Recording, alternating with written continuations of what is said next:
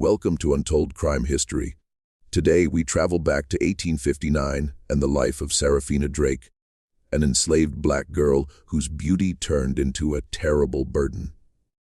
The mistress of the plantation couldn't bear the attention Saraphina attracted, and her response was unspeakably cruel. She kept the girl chained and hidden for a full decade. This is a heavy and intense narrative, so take a moment, steady yourself, and listen closely. Before we start, please subscribe to the channel and drop a comment letting us know which city and country you're joining us from. Your engagement helps ensure these stories are remembered, not lost. Let's begin. In the spring of 1859, in a modest cabin behind the Whitmore plantation in Warren County, Mississippi, a baby girl was born with amber eyes and skin that seemed to shine even by candlelight. Her mother, Ruth, a field hand, looked at her newborn and felt a rare and chilling emotion after 32 years in bondage. Not the usual dread of the overseer's lash or the master's fury, but a deeper terror. Ruth instinctively knew that her daughter's striking looks would be either her deliverance or her ruin. She named the child Saraphina, after the highest order of angels, a word she had once heard the plantation mistress read from a poetry book years before. Ruth couldn't read or write, but that word stayed with her. Saraphina, the burning ones, the angels nearest to God. She whispered it over her daughter that first night, hoping heaven might shield what she knew she couldn't protect. The Whitmore estate sprawled across 800 acres of prime cotton land in the Mississippi Delta. The main house sat on a gentle hill overlooking the fields, a grand Greek Revival mansion with white pillars and wide verandas that seemed to mock the suffering that funded its elegance. In 1859, the plantation held 147 enslaved people and yielded nearly 500 bales of cotton annually, making the Whitmores one of the wealthiest families in the region. Colonel James Whitmore, a 63-year-old man who prided himself on running a tight operation, was the master. He rarely visited the slave quarters, leaving daily oversight to overseers and his wife. He spent most of his time in Vicksburg, handling business and politics, having served 2 terms in the Mississippi legislature. He owned people as casually as he owned horses or furniture, never questioning the morality of the system that enriched him. But the real authority in the Whitmore household wasn't the colonel. It was his wife, Helena. At 41 in 1859, she had once been the belle of Natchez society, but time and disappointment had left her bitter and hard. She'd borne 3 sons, all of whom survived, and she counted that as her crowning achievement. Yet Helena carried a private resentment that seeped into everything she did. Her beauty was fading, and she saw it every morning in the mirror. The fine lines, the slackening jaw, and she couldn't stand it. Helena ruled the domestic slaves with an iron grip. She personally managed the house servants, cooks, seamstresses, and nursemaids. Nothing slipped past her. She took pride in maintaining what she called proper order, which meant absolute submission from every enslaved person in her home. Field slaves answered to overseers, house slaves answered to Helena, and Helena answered to no one. For her first 7 years, Saraphina lived quietly. She stayed with Ruth in the small cabin behind the main house, where Ruth worked as a laundress, a brutal job that kept her 14 hours a day washing, boiling, and ironing the family's linens. Her hands were scarred from lye and scalding water. But she kept Saraphina close, teaching her to be quiet, invisible, and cautious. Saraphina learned quickly.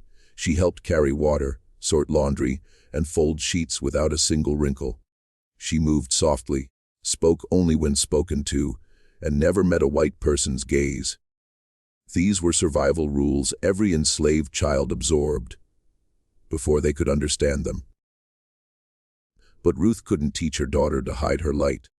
By age 7, Saraphina's beauty was undeniable. Her amber eyes shifted from deep gold to honey brown in different lights. Her features were perfectly balanced. High cheekbones, a delicate chin, and her deep brown skin seemed to glow. When she smiled, which was rare, it was stunning. The other enslaved people noticed first. They whispered, some in awe, some in warning. Old Bessie, the cook who claimed second sight, told Ruth to keep the child hidden. "That kind of pretty brings trouble," she said. "The men will want her, or the women will hate her. Either way, it ends in blood." Ruth tried.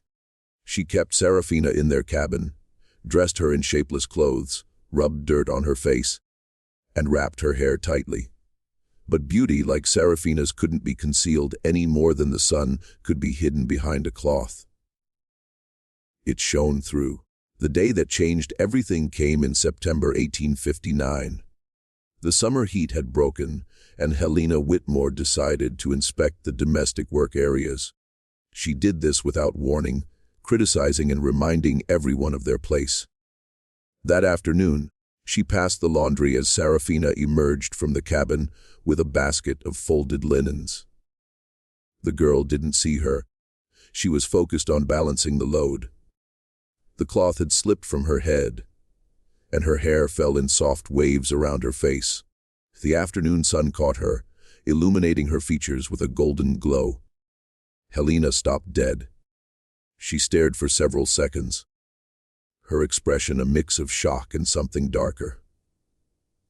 The look of a woman confronting something she couldn't accept. Ruth saw the mistress and felt her blood freeze. She rushed toward her daughter, but it was too late. Helena had seen, and what she saw, she could never unsee. That night, Helena lay awake in her canopied bed, staring at the ceiling while her husband snored. She couldn't stop thinking about the slave girl, couldn't stop comparing. When she closed her eyes, she saw those amber irises and that perfect skin, and a rage built inside her that frightened even herself.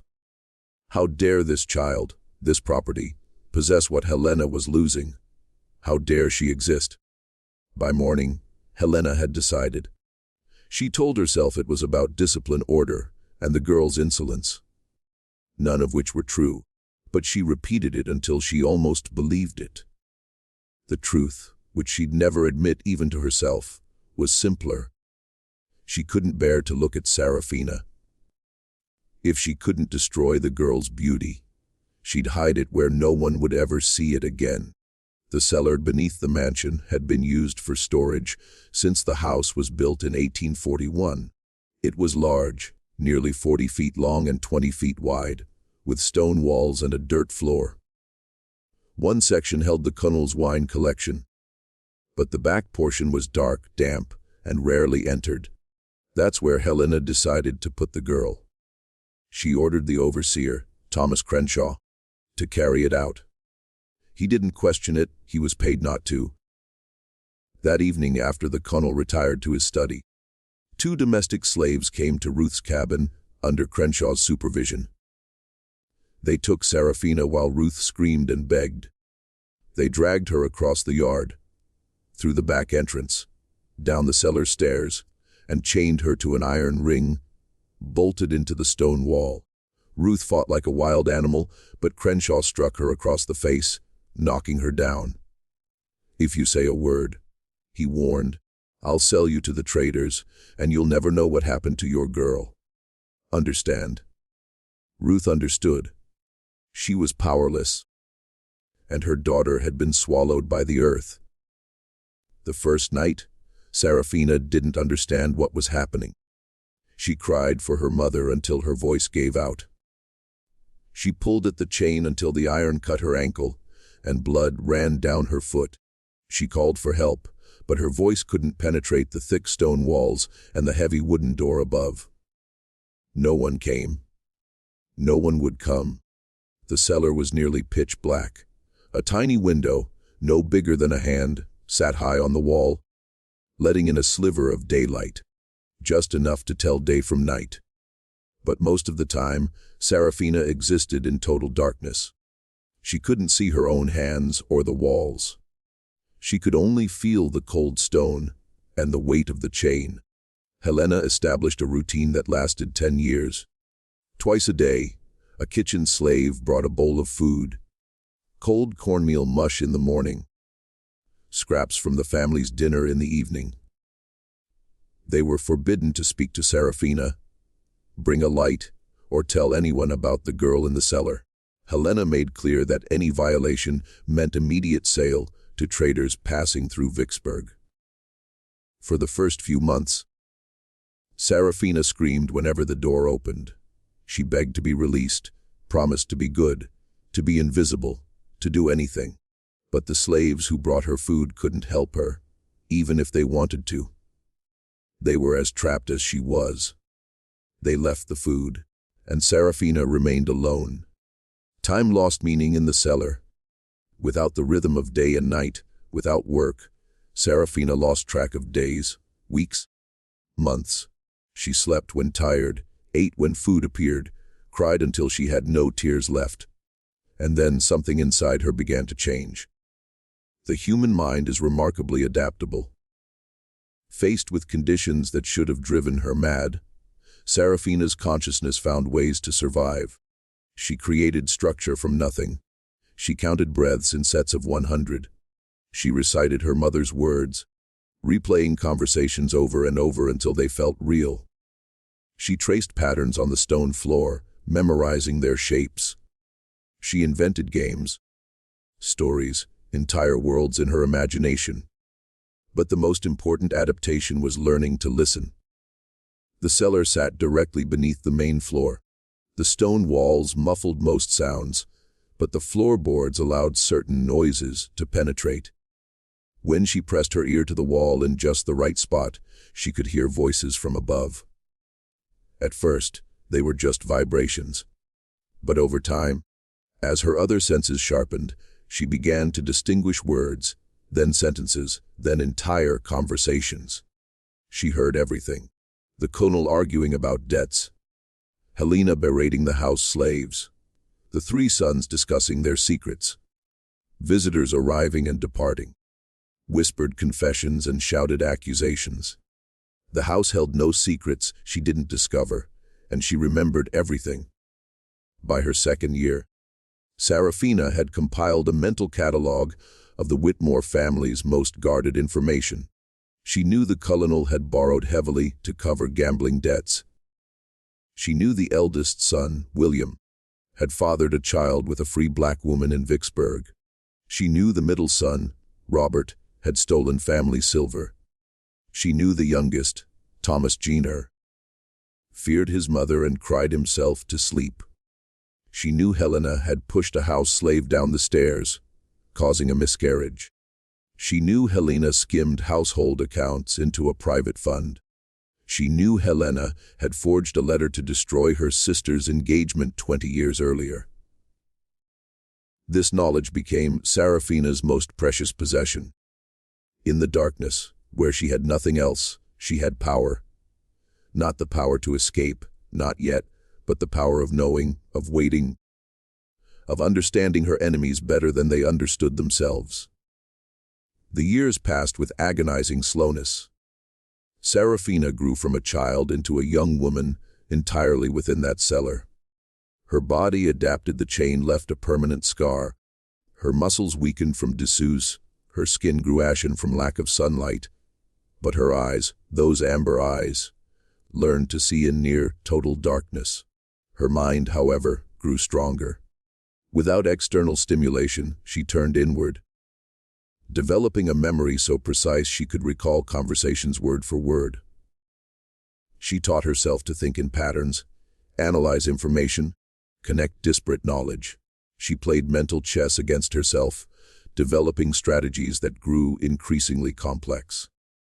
Unknowingly, she was training herself to become something the Whitmores could never have imagined. She was becoming dangerous. Her mother, Ruth, tried to reach her. For the first 3 years, Ruth bribed a kitchen slave to pass whispered messages through the food deliveries. "Your mama loves you. Stay strong. I'm still here." These fragments were the only thing keeping Saraphina from losing hope. But in the winter of 1862, the messages stopped. Weeks passed, then months. Finally, she overheard Helena tell the housekeeper that Ruth had died of pneumonia, buried in an unmarked grave in the slave cemetery. Saraphina didn't cry. She had no tears left. Instead, something new crystallized inside her. Cold, hard, patient like a diamond forming under pressure. It was hatred, but not the explosive kind. It was the kind that could wait, plan, and endure. Now she knew exactly what her purpose would be. The war had already begun. Saraphina had listened to endless conversations through the floorboards. In April 1861, Confederate forces fired on Fort Sumter, and the South erupted in celebration. The Whitmore household was caught up in the fervor. The colonel gave speeches about states' rights. The sons argued about who would enlist first. Helena organized sewing circles. None of them understood what was coming. They believed the war would be short and glorious. Saraphina knew better. She'd heard the colonel's private conversations about British neutrality, the Union blockade, the difficulty of winning a war of attrition. By 1862, the reality of war was penetrating even the Whitmore plantation. Cotton prices collapsed. William came home with a bullet wound. Supplies grew scarce. Overseers were drafted. The enslaved grew restless. And in her cellar prison, Saraphina waited. She'd been in darkness for 5 years now, and she'd learned the most important lesson: patience is power. Silence is strength. The things people try to bury have a way of rising again. She was 17. She hadn't seen sunlight since she was 7. She hadn't heard a kind word since her mother died. But she knew with certainty that her time would come. The house above her was crumbling. She could hear it in every worried conversation, every desperate prayer. The Whitmores were running out of time. But Saraphina saw in the darkness where they'd thrown her. She saw everything, and she was ready. The spring of 1864 brought changes Saraphina could track through the sounds above. Conversations grew more desperate. Helena argued with the colonel about selling land. William discussed possible defeat with his brothers. The house servants moved with less caution.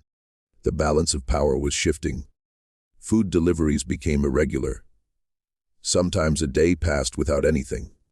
Saraphina stretched her rations, ignored the constant hunger. Her body adapted, becoming thin and wary. It wasn't strength, it was survival. In November 1864, she heard about Sherman's march. A Union general named William Sherman was cutting a path through Georgia, burning everything. The terror in Helena's voice was unmistakable. If Sherman turned north into Mississippi, everything they'd built would be destroyed. Saraphina listened to their fear, and for the first time in 7 years, she smiled. The winter of 1864-65 was the hardest the plantation had ever seen. The Confederate economy collapsed. Paper money was worthless. Most slaves had run away. The fields lay fallow. Helena reduced the household staff to 3 slaves. She took over the kitchen herself. The meals grew simpler. The wine cellar was emptied. The silver was pawned. The great house began to show neglect. Through it all, Saraphina remained in her cellar prison. Helena seemed to have forgotten her entirely. Food deliveries became even more sporadic. Saraphina survived on rainwater and rats she caught with her bare hands. She'd become something less than human and more than human at once, stripped down to pure will and burning purpose. On April 9, 1865, General Robert E. Lee surrendered at Appomattox. The war was over. The Confederacy was dead. And somewhere in the darkness beneath the Whitmore mansion, a young woman who'd been imprisoned for nearly 6 years heard the news through the floorboards and knew her moment was approaching. The weeks after the surrender brought chaos to Warren County. Union troops moved through, enforcing defeat and spreading word of emancipation. Some plantation owners fled. Some took their lives. Others, like the Whitmores, simply refused to believe it was over. Helena continued to run her household as if nothing had changed. Her denial was so complete it bordered on madness. The colonel retreated to his study, drinking himself into a stupor. The three sons scattered. William went to Vicksburg. Robert disappeared. Thomas Jr. remained, too afraid to leave. And in the cellar, Saraphina waited. The moment came on a warm evening in late May. Saraphina heard Helena retire, heard the colonel's drunken snoring, heard Thomas Jr. pacing. Then she heard the cellar door open at an unusual hour.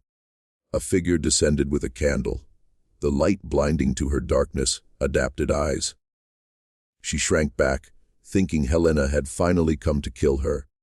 But the voice was Bessie's, the old cook who'd warned Ruth years ago. Bessie was 73, too old to run, but she'd never forgotten the girl in the cellar. Now, with the old order crumbling, she'd decided to act. "Girl," Bessie whispered, her voice cracking, "the war is over. You are free. You understand? You are free." Bessie had brought a hammer and chisel, stolen days earlier. She knelt and worked on the iron ring, rusted and weakened by moisture. It took nearly an hour, but finally the ring broke free. Saraphina stood for the first time in years.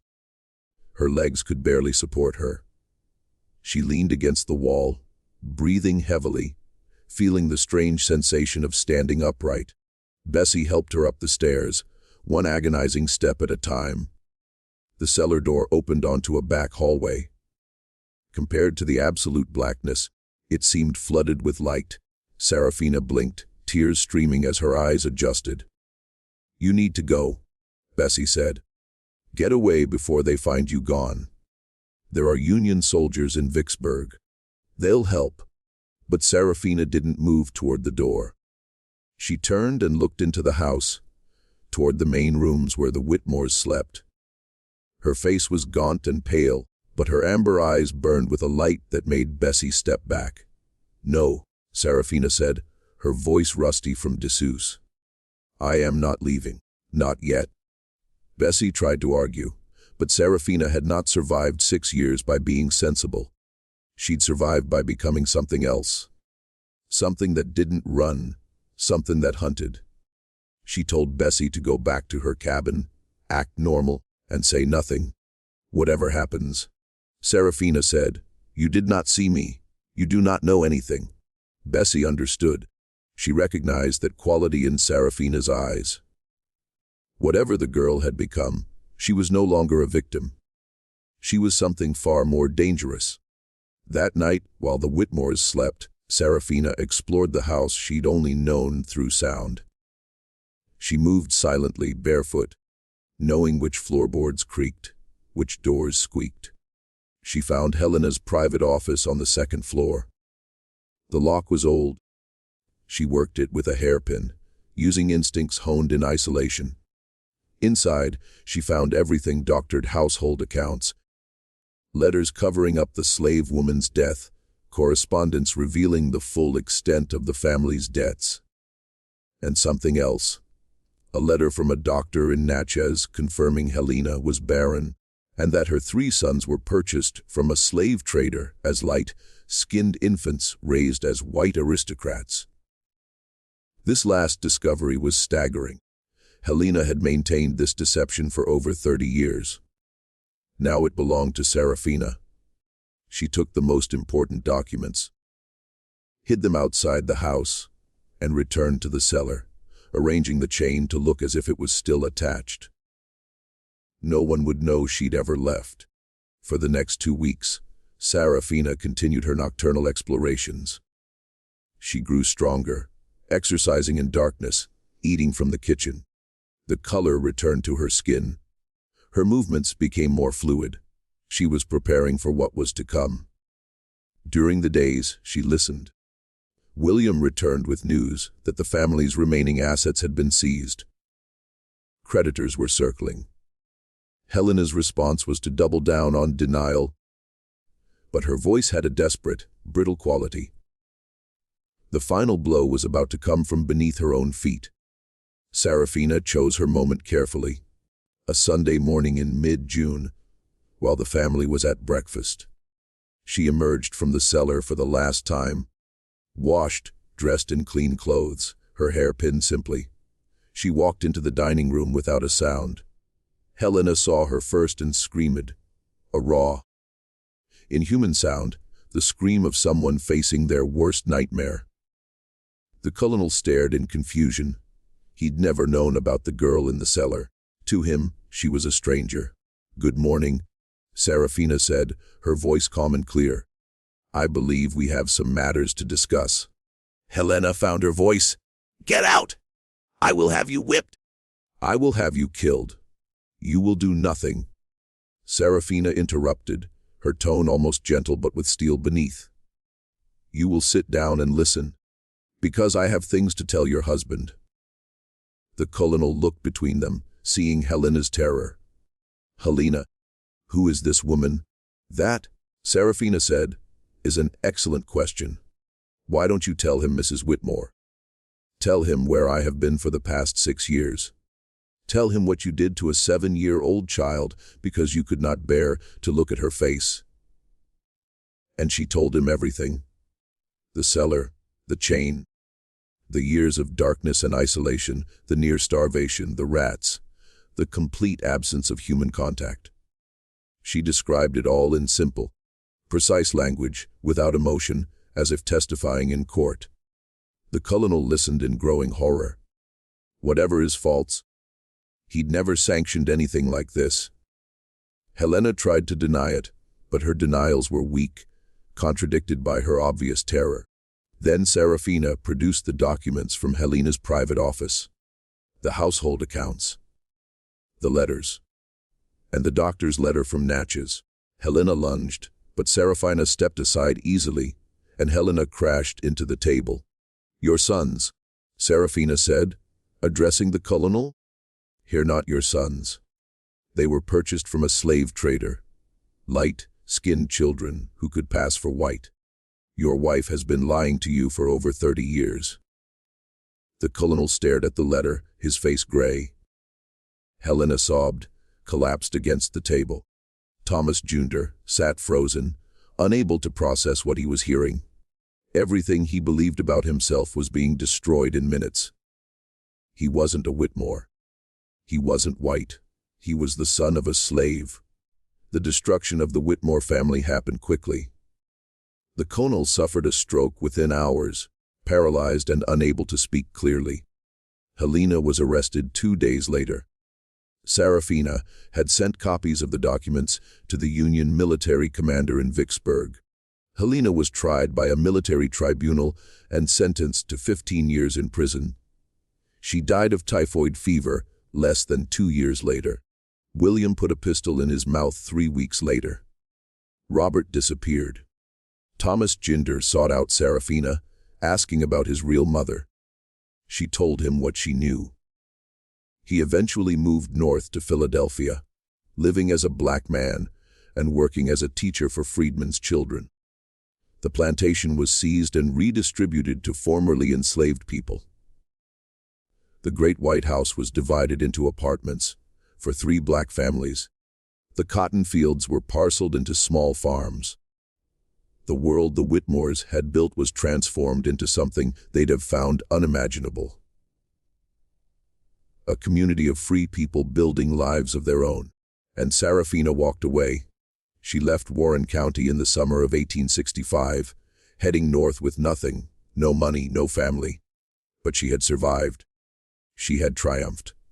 She'd taken everything from those who'd tried to destroy her, not with violence, but with truth. She made her way to Memphis, then St. Louis, then Chicago. She worked as a domestic servant, seamstress, cook, saving carefully and teaching herself to read and write. By 1870, she'd saved enough to open a small boarding house for black travelers, which she ran for 23 years. She never married, never had children. She rarely spoke of her past. But she kept one thing, a small wooden box hidden under a floorboard in her bedroom. containing the chain that had bound her ankle for nearly 6 years.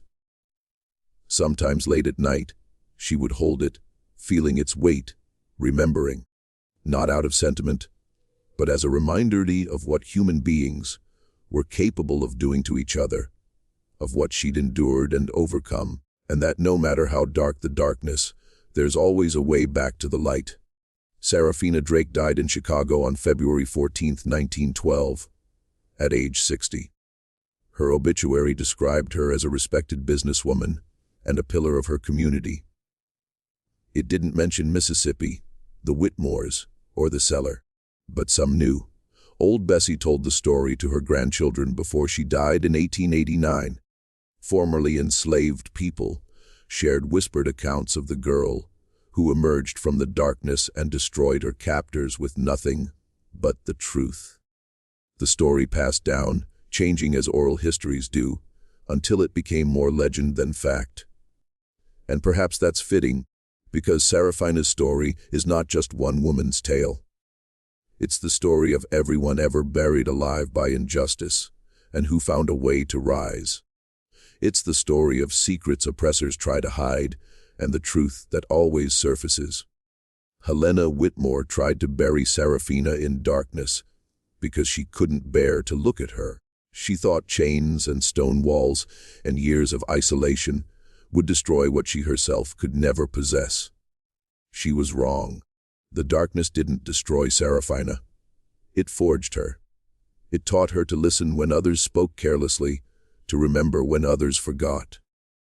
In the end, Helena was undone not by force, but by truth, not by violence, but by patience, not by hatred, but by the simple, unstoppable power of a human being who refused to be erased.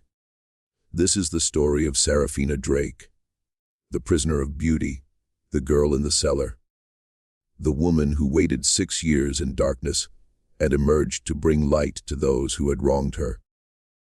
Her story was buried for over a century, lost in the vast ocean of suffering that was American slavery. But stories like hers have a way of surfacing. They rise through the cracks in history. They demand to be heard because the truth cannot be chained forever. And beauty, real beauty, the beauty of the human spirit, can survive anything. Saraphina Drake knew this. She learned it in the cellar, in the endless darkness where she should have been destroyed. She carried that knowledge for the rest of her life. And now, more than a century after her death, her story carries it forward still. Some chains are made of iron, others are made of secrets and lies. Both can be broken. Both will be broken. It is only a matter of time. And Saraphina had all the time in the world.